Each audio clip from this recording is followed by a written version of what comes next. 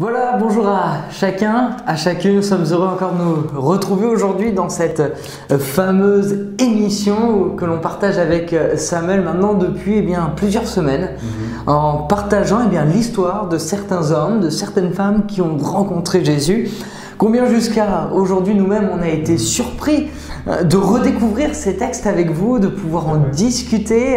C'est vrai qu'on aime les lire, on aime les prêcher. Le fait d'en discuter, ça nous permet parfois de pouvoir explorer d'autres champs en ce qui concerne vraiment ces textes. Et Samuel, ce matin, tu avais à cœur vraiment, enfin ce matin ou peu importe le moment auquel vous regardez ce texte, tu avais à cœur vraiment de nous partager quelque chose que tu avais sur ton cœur. Oui, tout à fait. Alors oui, les vidéos sont préenregistrées, on est le matin, c'est pour ça. Mais on le regarde le vendredi, on diffuse le vendredi à toute heure aussi. Ouais. Et oui, c'est vrai que je pensais à ce texte qu'on retrouve dans l'évangile de Jean au chapitre 9. C'est une histoire merveilleuse, encore une fois, où on découvre le cœur du Père, le cœur de Dieu au travers de Jésus. Jésus a dit « Celui qui m'a vu a vu le Père ». Et dans cette histoire, c'est tout le chapitre où c'est l'histoire d'un homme qui est né aveugle, qui est mendiant, qui ne peut pas travailler. Et il y a beaucoup de choses à dire sur ce passage. Alors vu qu'il est long, j'ai pensé plutôt le raconter, le narrer, que de le lire, puisqu'il y a juste 38 versets qui concernent cette guérison, et puis 41 en tout dans ce chapitre. C'est l'histoire de Jésus qui passe avec ses disciples et qui voit donc un aveugle qui est là de naissance. Il est connu pour être là, aveugle depuis longtemps, depuis sa naissance, et il est mendiant.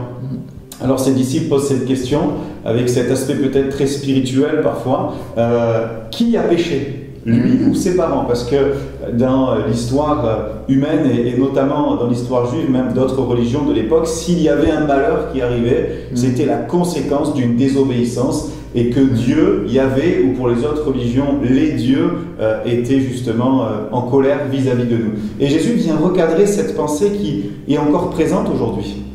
C'est vrai, s'il m'arrive quelque chose, c'est parce que j'ai mal fait et que Dieu finalement m'attend au tournant. Alors pour préciser, dans cette réalité, c'est que bien sûr, nos péchés ont une conséquence. Mais là, Jésus dit, ce n'est pas lui qui a péché, ni même ses parents, c'est qu'il est comme ça et il y a un but. Et le but, c'est que la gloire de Dieu se manifeste. Ça, c'est merveilleux. Amen, amen, amen. Voilà. Et donc, après cela, qu'est-ce qu'il va faire? Il va faire quelque chose d'extraordinaire. Donc, il va cracher à terre et il va faire de la boue avec sa salive et il va l'appliquer sur les yeux de l'aveugle. C'est quelque chose d'incroyable. Donc Jésus fait ça, et puis ensuite cet aveugle va se laver au réservoir de Siloé, on va revenir là-dessus, et puis il va être guéri. Chose incroyable. Amen. On va voir pourquoi Jésus peut-être fait cette chose nouvelle, cette chose différente. Et puis suite à ça, il y a tout des événements qui s'enchaînent, comme le fait que ce soit quelque chose de glorieux, d'incroyable. Les pharisiens, donc les chefs religieux, qui eux ne comprennent pas ce qui s'est passé, vont interroger cet homme, ils vont en avoir contre Jésus, parce que Jésus fait des miracles. Il va même y avoir une division entre ceux qui sont pour Jésus, ceux qui sont contre Jésus. Ensuite, on fait venir ses parents. On leur dit, est-ce que c'est bien votre fils? Vous êtes sûr que c'est bien lui? Oui, c'est sûr, c'est bien lui. Et puis, ils vont un petit peu se dédouaner parce qu'ils ont peur d'être rejetés. Alors, ils disent, interrogez-le. Et on voit que d'un coup, le mendiant aveugle, guéri, prend de l'assurance. On va le détailler un petit peu ensemble. Et puis, il dit, non, mais c'est bien lui. Et puis, Jésus le rencontre à nouveau. Et là, il y a une merveilleuse révélation que Jésus va lui faire, et on va s'arrêter sur ça aussi dans quelques instants. Amen, amen. Voilà un petit peu pour le décor et la globalité de cette histoire. Voilà, une histoire merveilleuse et qui finalement pose une question qui nous concerne tous, parce que en fait, on se pose tous la question. On peut penser à des personnes qui vont naître avec un handicap, on peut penser à des personnes qui vont avoir des soucis, qui vont appeler et qualifier ça d'épreuves dans leur vie. Et je crois que cette question des disciples, là, tu en as parlé au tout début, on va juste s'arrêter quelques instants dessus. Cette question des disciples, finalement, elle nous touche un petit peu tous personnellement, parce que on a besoin de trouver une cause, on a besoin de trouver ce pourquoi il nous arrive ceci. On est toujours en train de vouloir expliquer, justifier. Et moi, je trouve ça très intéressant. Rabbi, qui a péché? Cet homme, ses parents, pour qu'il soit né avec... Qu'est-ce que tu peux nous dire justement un peu là-dessus? C'est vrai qu'on a besoin de comprendre. Et quelque part, tant qu'on n'arrive pas à dire Seigneur, bon ben qu'importe si je sais ou si je sais pas, je te fais confiance, et ben on est dérangé. C'est aussi finalement l'aspect de la foi, c'est de croire bon ben c'est pas moi, c'est pas ça, mais c'est comme ça, mais il y a aussi peut-être un autre but auquel les disciples n'avaient pas pensé, c'est que Dieu se manifeste. Amen. Ou alors que la grâce de Dieu nous suffit dans l'épreuve. C'est important cette notion de je ne veux pas expliquer ou chercher à comprendre qui est le fautif, mais dans l'épreuve, Seigneur, peut-être que tu veux m'amener ailleurs que là où moi, finalement, c'est très limitant de chercher un coupable. Et si on trouve le coupable, après, qu'est-ce que ça fait? Non. Ça va rien changer. Ça va rien changer du tout. Ce qu'il faut, c'est savoir, quelque part, Seigneur, est-ce qu'il y a une raison à l'épreuve? Des fois, il y en a, des fois, il n'y en a pas. Et s'il y en a, Seigneur, je crois que la plus belle des raisons, Jésus l'exprime, c'est que la gloire de Dieu soit manifestée. Ouais, amen, amen. Si j'aimerais apporter une petite précision, parfois, on pense, Jésus, au travers de l'épreuve, il me façonne. Oui.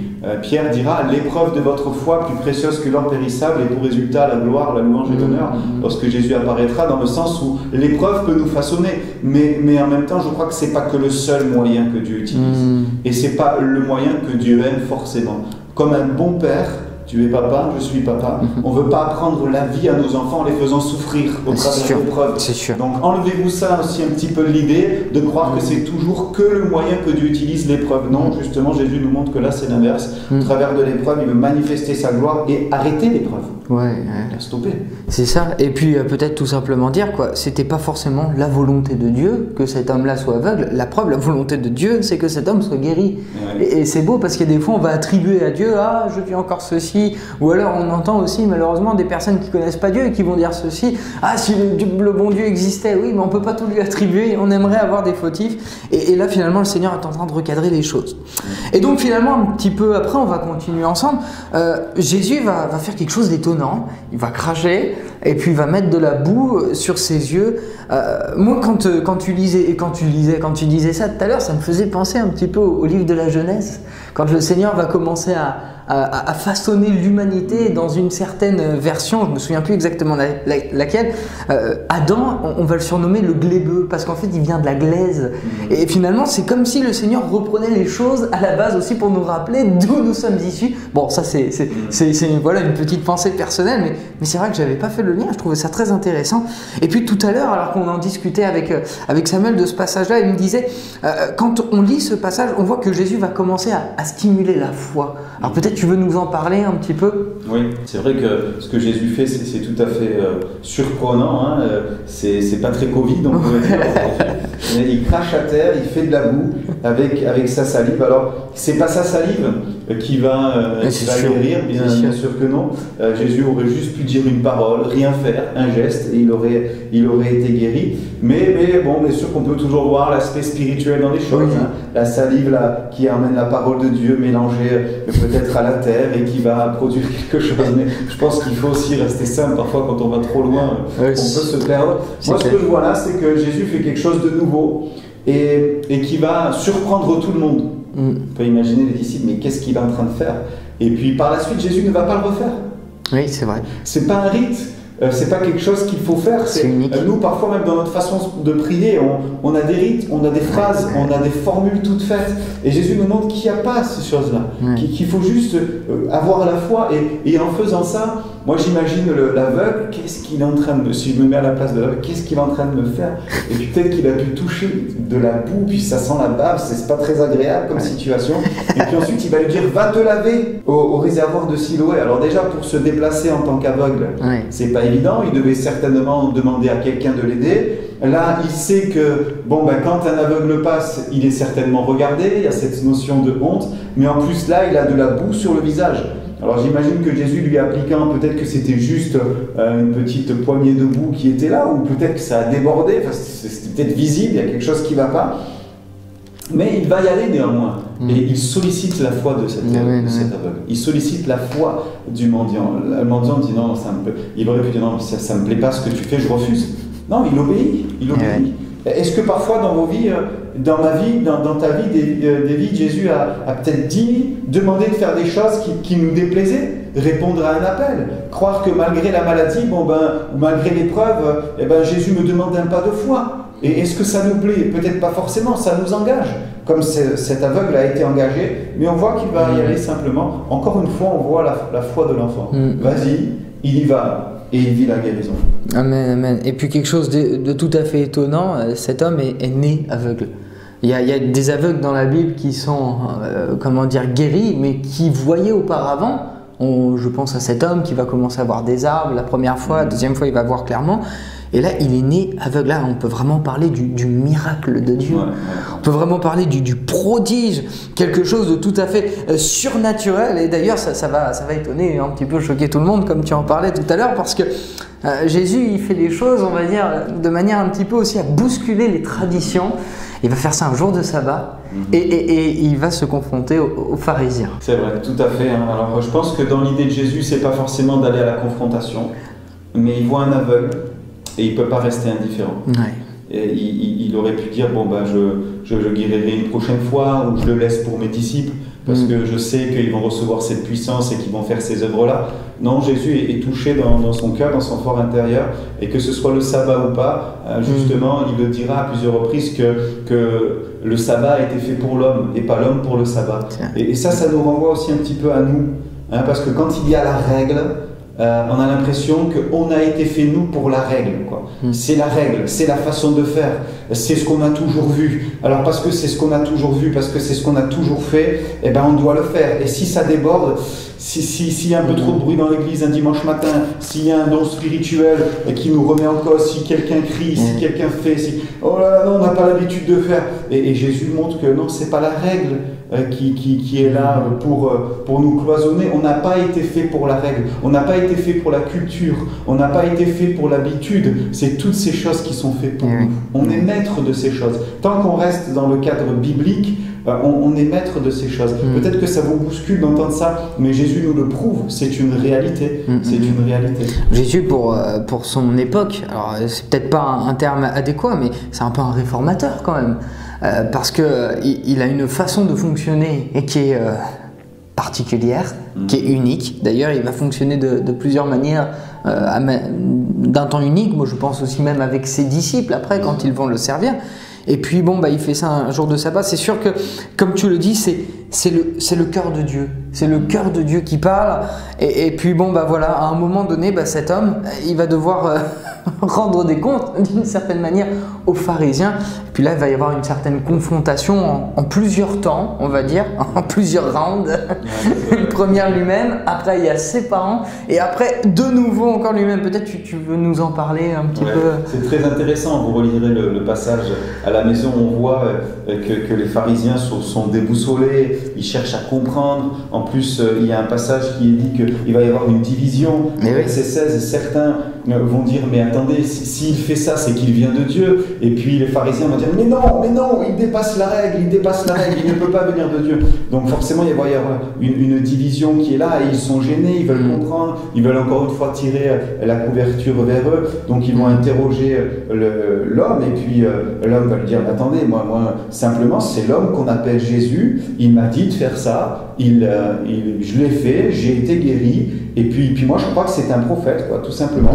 Alors, qu'est-ce qu'ils vont faire? Deuxième round, comme tu dis, ils vont appeler ses parents.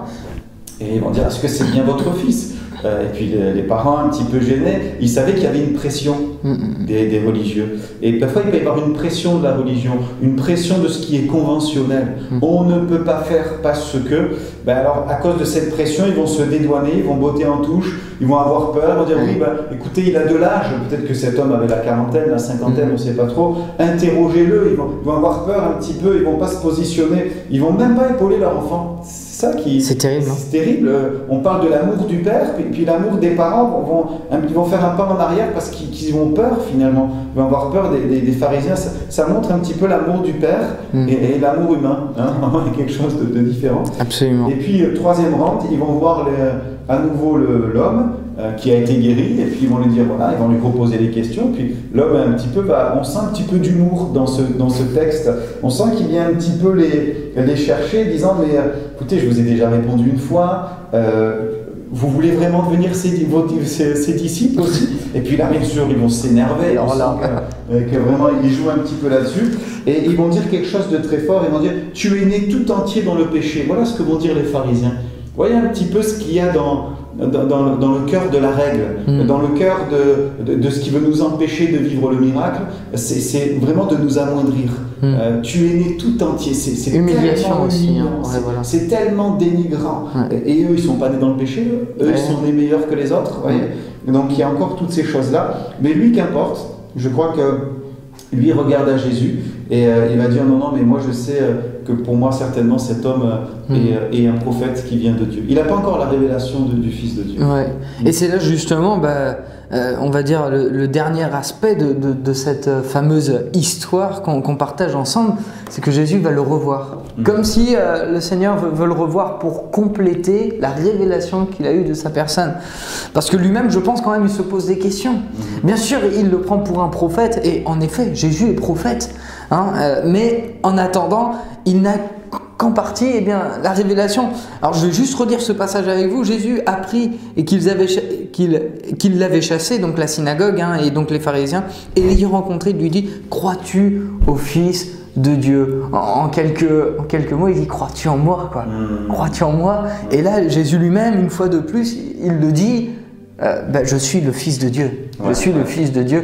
Je ne sais pas si tu as quelque chose à nous dire dessus, mais c'est incroyable, c'est incroyable, cette révélation. C'est vrai, elle est merveilleuse, et il faut la noter la référence, parce que peut-être qu'un jour on me dira, oui, mais dans la Bible, surtout parfois quand on discute avec d'autres religions, on peut entendre Jésus n'a pas dit qu'il est le Fils de Dieu. Jésus le dit là.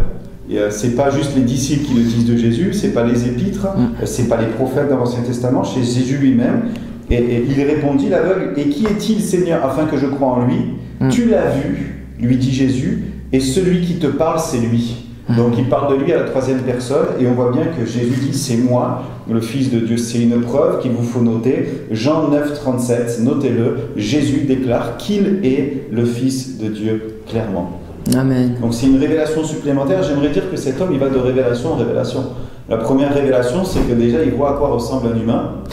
Il voit à quoi ressemble la nature. Donc ça me fait penser à un ami pasteur de Istres, Joël Prudent. Quand il était petit, il était pasteur à l'église d'Archange, de la Porte Dorée à Paris.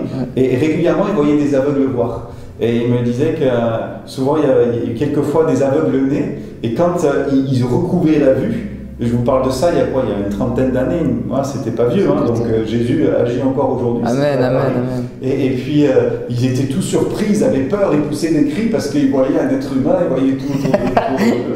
Et la Bible ne dit pas ça, elle ne détaille pas trop finalement cet homme, comment il a vécu sa guérison, mais il va de révélation en révélation. Il voit l'humain, il voit ce qu'il a jamais vu, il voit ses parents, il se voit lui-même, et puis il voit Jésus, et puis derrière le fait de voir Jésus physiquement, il voit le Fils de Dieu. Une révélation. Amen, amen. Ouais, ça me fait penser, moi aussi j'avais rencontré un ami à moi, c'était à l'Institut biblique. Et le jour où il avait rencontré le Seigneur, il m'a dit: écoute, c'est comme si je voyais les couleurs de la vie d'une manière différente. Il s'était couché et puis il avait vraiment reconnu Jésus comme son Seigneur et son Sauveur. Et quand il s'est réveillé le matin, il s'était couché en pleurs, il avait reconnu son péché. Il s'est réveillé le matin, il m'a dit: j'ai l'impression de redécouvrir le monde, quoi. Et je crois vraiment que quand on rencontre Jésus véritablement comme cet homme l'a rencontré, on ne peut pas rester indifférent. C'est comme si on voyait les choses d'une toute nouvelle manière. Et je crois tout simplement que c'est en fait ce que l'évangile de Jean va essayer de partager durant toute sa lettre. On vous présente qui est véritablement le Fils de Dieu. Tout à fait. On vous présente Jésus-Christ. On avait partagé la dernière fois de cette fameuse femme au puits de Silo, et il va dire: je le suis, moi qui te parle, le Messie. Et une fois de plus, il le dit, et c'est dans l'évangile de Jean, et il veut encore nous amener à le reconnaître comme étant le Fils de Dieu. Tout à fait. Il y a une notion importante aussi que l'Église doit continuer à croire et à chercher à vivre, c'est la notion de miracle aussi. On voit que beaucoup de choses, grâce au miracle, font la différence. Dans cette humanité qui a du mal à croire, Jésus aurait pu venir sans miracle, sans faire de miracle.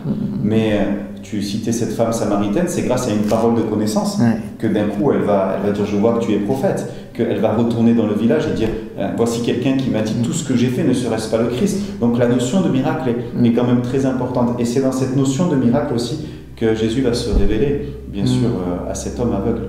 Alors, nous devons croire au miracle, désirer vivre le miracle, prier pour les miracles, pour qu'ils fassent la différence et que les hommes puissent croire. On ne veut pas adorer le miracle, on ne veut pas aduler le miracle. Le miracle ne nous rend pas plus matures. J'ai vu parfois tellement de miracles quand on était en Bourgogne, des personnes guéries, même ici aussi à Narbonne. Il y a même des personnes qui peut-être ne croient pas dans l'église. On voit des miracles, on parle de guérison, mais bon, mais pour d'autres, ceux qui le vivent, eh ben, eux, ils savent que Jésus est vraiment tout-puissant. Et puis reconsidérer tout simplement qu'il est le Fils de Dieu, quoi. C'est ce qui fait la différence entre nous et lui, c'est que lui est capable de faire des choses extraordinaires.